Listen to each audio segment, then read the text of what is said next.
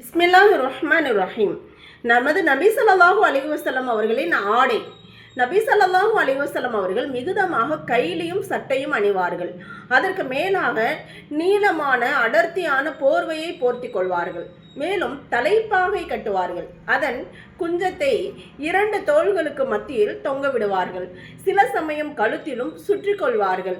மேலும் தலைப்பாகைக்கு கீழ் அவசியம் தொப்பி அணிந்திருப்பார்கள். அது தலையுடன் ஒட்டி கொண்டிருக்கும். நபி அவர்கள் வெண்ணிற ஆடைகளை விரும்பி அணிந்துள்ளார்கள். அன்னலார் ஒரு தடவை பைஜாமாவும் விலைக்கு வாங்கி வைத்திருந்தார்கள். ஆனால் அதை அணியவில்லை என்ற போதிலும் அதை சிறந்த ஆடை என கூறினார்கள். அன்னாருக்கு காலுறை அணியும் பழக்கம் இல்லை.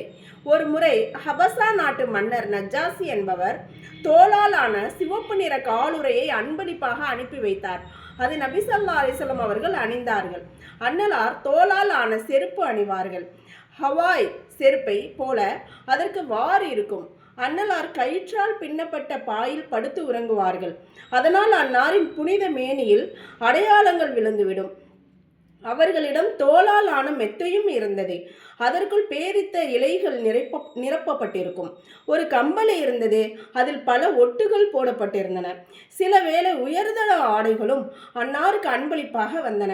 அவற்றையும் அணிந்தார்கள். சிவப்பு நிற ஆடைகளை அன்னலார் விரும்பவில்லை.